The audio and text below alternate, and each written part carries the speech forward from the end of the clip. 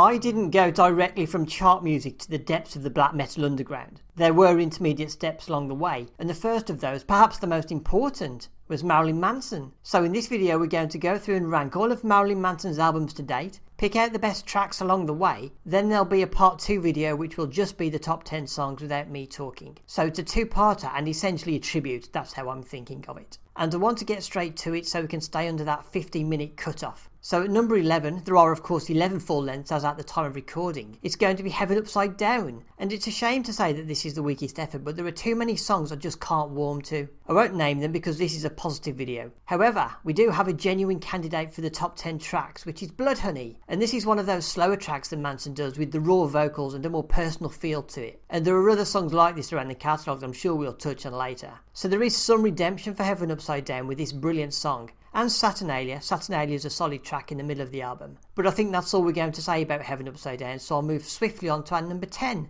which is going to be the high end of low. And this was the first time I had some concerns about Manson losing his spark. It looked and sounded like a Marilyn Manson album, but I could never feel anything when I listened to it. And there are no top 10 contenders here. But I do want to mention Four Rusted Horses, which really isn't like anything else he's done. And there are some great lyrics in there that really jump out at you, so that was great. And I always look forward to We're From America in the second half, which actually has a little bit of energy to it. So not a bad album, it's just missing that spark and a few more killer tracks. So that's number 10. Then number 9, The Golden Age of Grotesque. One of the most striking Manson albums visually, and I love the whole idea of Manson being the ringmaster at a burlesque show. This was all Dieter Von Teese era, so it made sense he would do this around that time. The top tracks, the Dol Dagger Buzz Buzz Ziggity Zag and the title track, and these really could only have been made on this album, the more eccentric than a lot of the more straightforward rock songs Manson's done. And The Golden Age of Grotesque is another one-of-a-kind track with great lyrics and vocal lines that are really fun to sing along with, so a definite top 10 contender actually. And the album sounded fantastic. It's very clean and powerful but still has that kind of industrial stomp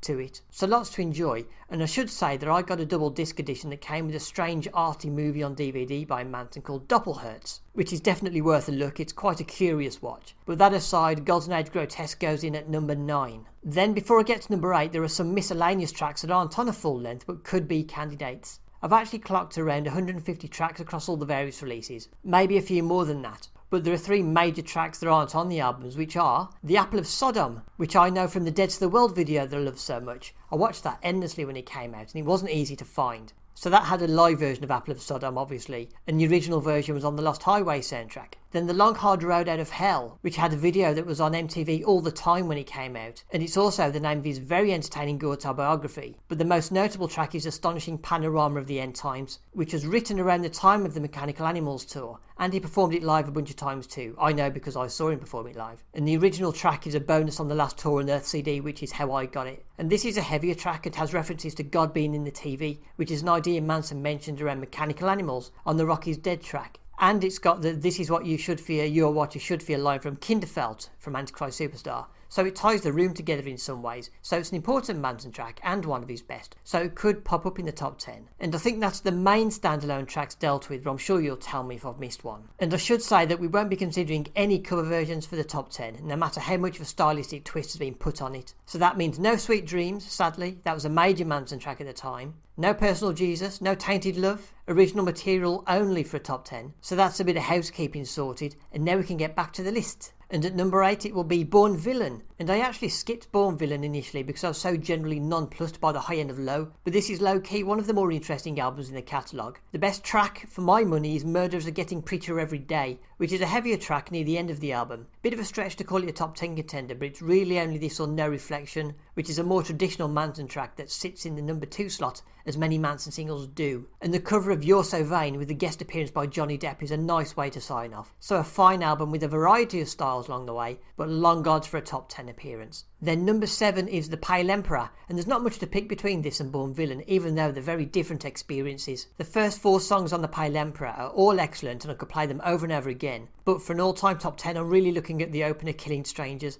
and this is a real grower. In fact I think of The Pale Emperor as a grower generally, so Killing Strangers is a really good representative, and the album actually has a very relaxed feel, which I appreciate. So that's going to be number 7. Number 6, we go all the way back to the debut album Portrait of an American Family. This is a really good collection of songs before all the theatre and the huge concepts that came next. For an all-time top 10 there are really 3 choices. which are Organ Grinder, Dope Hat, which has the Willy Wonka boat ride video, and then Get Your Gun, which is the real jewel of the album and a guaranteed top 10 contender. Organ Grinder's a contender too, but Get Your Gun is really the first Manson classic that you'd always hope to see in a live set. So a great debut album, and I am expecting some representation. So now we reach the top 5, and at number 5 it's going to be Hollywood. And this is a more accessible version of Antichrist Superstar in a lot of ways, because it's a sprawling conceptual piece with a similar palette and visual style, and it's a bit grotesque as well, but musically it's not as sinister as Antichrist Superstar. And amazingly, there are no contenders for the top 10. I could reel off brilliant track after brilliant track, like Target Audience or The Death Song or Burning Flag. And there's also some of Manson's most memorable singles like The Nobodies and Disposable Teens, which to be honest I always felt was a weak retread of The Beautiful People, but I'm not finding a top 10 entry, which is crazy, but that doesn't take away from what an excellent and essential Manson album this is. So that's Hollywood going in at number 5. Then at number 4 we are Chaos, which is really what's inspired me to make this video, because I really thought we'd seen the best of Manson, but then he goes and releases his best album for a very long time, which is simply a set of 10 great songs. I want to pick out the anthemic title track We Are Chaos, and also Halfway and One Step Forward as major standouts, but Broken Needle is a clear highlight and is almost certainly going to be in the all-time top 10. And it feels like a very personal track. It's got that very raw feel with very raw vocals, and it actually affected me and stayed with me from the very first time I heard it. So that's a fantastic way to close the album, a genuinely great album, and number 4 is a very well deserved position. Then we reach the top 3, and at number 3 it's going to be Eat Me Drink Me, the Broken Hearted album, and 6 of the first 7 tracks here really are outstanding, and it's only Putting Holes in Happiness that feels ordinary by comparison, which is ironic considering that's the track that's promoted on the album sticker. But to dig into the real highlight, Red Carpet Grave is fantastic,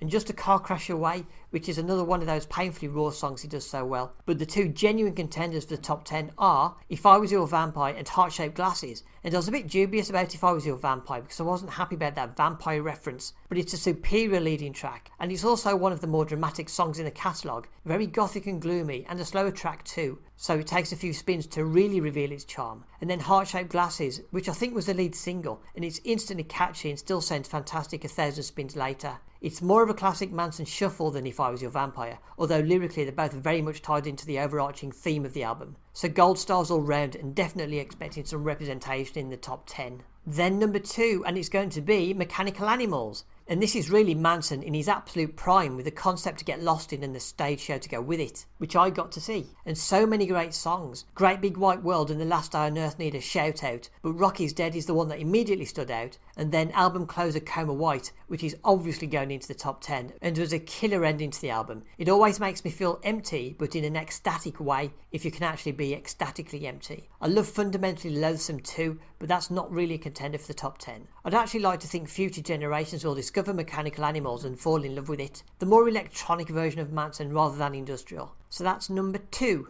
Which leaves us with Antichrist Superstar as the number 1 Marilyn Manson album. And it really started with The Beautiful People, which came with a brilliant video that MTV2 would play during the day. It was a slightly toned down version that I actually managed to record onto VHS, and I played it over and over again just a stupid amount of times. And I initially bought Antichrist Superstar on cassette, and I favoured side 2, which had Angel with Scabbed Wings, Kinderfelt, which is very gothically theatrical, and The Man That You Fear, which has that painfully raw sound to it. But the other major top 10 candidate with The Beautiful People is The Reflecting God, which absolutely blows the doors off, and it has Trent Reznor's fingerprints all over it too. And this is the track that changed me from Manson Curious to Manson Obsessive. Just a spectacular track and pre-finale to the album, which has to be one of the most iconic rock albums of the 90s and is obviously a big house favourite over here. So that's it. That was a countdown of all of Marilyn Manson's albums to date. I hope you enjoyed it. I hope you learned something. That's the most important thing. Part 2 with Manson's 10 best songs will be up shortly, so look out for that one, and I'll be back soon with more videos.